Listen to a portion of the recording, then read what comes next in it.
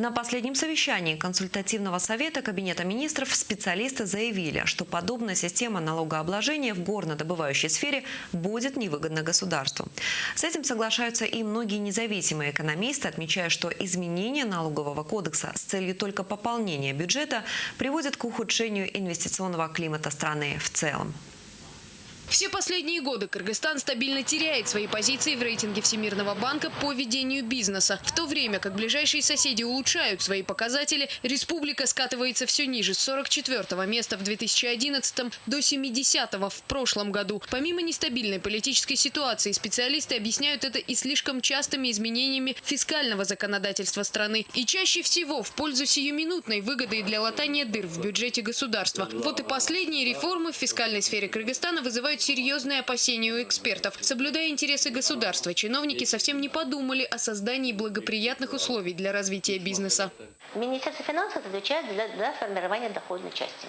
И то, что сегодня у нас фискальная политика, разработка фискальной политики, дача разъяснений налогоплательщиками перешла в Министерство финансов, говорит о том, что правительство изменило курс экономической политики, который, кстати, идет вразрез со всеми декларациями, которые на самых высоких уровнях в последние годы высказывались. Изменчивость и непостоянство фискального законодательства Кыргызстана приводит только к ухудшению бизнес-среды, считают эксперты. Уже стало нормой, что не менее чем раз в год в повестке дня заседания парламента значится пункт о внесении изменений и дополнений в налоговый кодекс. Это пугает отдельно. Если государство тебе каждый раз пересматривает правила игры, по которому ты будешь платить налоги, были дистрибьюторы, которые хотели, как-то заработали денежки, да, хотели бы сделать тут местное производство. Народ приостановил свои планы. Думают, а куда мы придем дальше?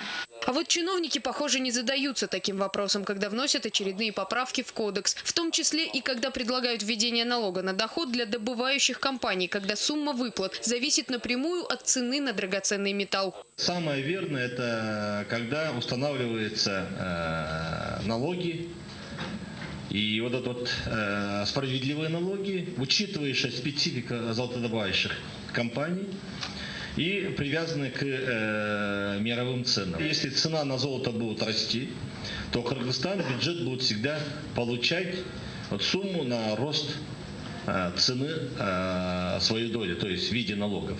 Поистине революционное предложение главного экономиста страны перевести Кумтор, а вместе с ним и всех будущих золотодобытчиков на налогообложение с учетом цены на драгметалл, увы, потеряло сегодня актуальность. Более того, стало невыгодным для Кыргызстана, ведь призыв Сариева заставить платить канадцев налоги по-новому звучал при цене $1700 за унцию, а сейчас на мировых биржах цена золота опустилась почти до $1200. И правительство, которое вначале на ура поддержало идею Минэконома, теперь, когда цена на драгоценный металл стала падать, стремительно теряет уверенность в правильности данного решения. На недавнем заседании консультативного совета даже прозвучало предложение оставить для Центерры нынешний более выгодный режим налогообложения по соглашению от 2009 года. Эксперты считают, что введение налога на доход было поспешным и не слишком обдуманным. В свое время к казино так относились, говорили: о, казино, там, наверное, большие деньги, давайте сделаем там 70% с прибыли, пусть они отчисляют. Конечно, такие нормы никогда работать не будут.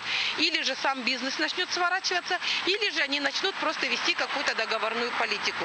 Есть мнение, что провал конкурса по продаже лицензий на разработку месторождения Джируй не в последнюю очередь объясняется и непостоянством фискального законодательства. Если несколько лет назад систему обязательных платежей Кыргызстана, в том числе и в горнодобывающей отрасли, называли наиболее либеральной в регионе, то теперь налоговое бремя значительно выросло.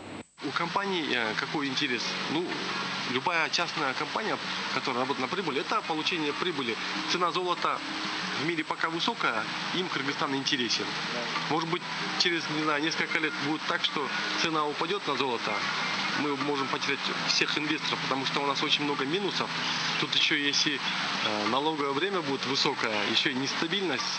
К слову, идея налога на доход была заимствована у Монголии, но там от такой практики налогообложения отказались, как только это привело к стагнации всей горнодобывающей отрасли и падению производства золота. Эксперты опасаются, что подобная ситуация повторится и в Кыргызстане, где значительная часть бюджета формируется именно за счет отчислений добывающих предприятий. Как бы там ни было, но уже создана межведомственная комиссия по освобождению Кыргыз-Алтына от налога на доход с цены на золото. Что же касается флагмана золотодобычи Кумтора, несмотря на все опасения и неутешительные прогнозы независимых экспертов, глава Минэконома Тимир Сариев продолжает отстаивать свою позицию о переходе Центерры Голд на общий налоговый режим. И это несмотря на то, что мировая цена на драгметалл продолжает падать.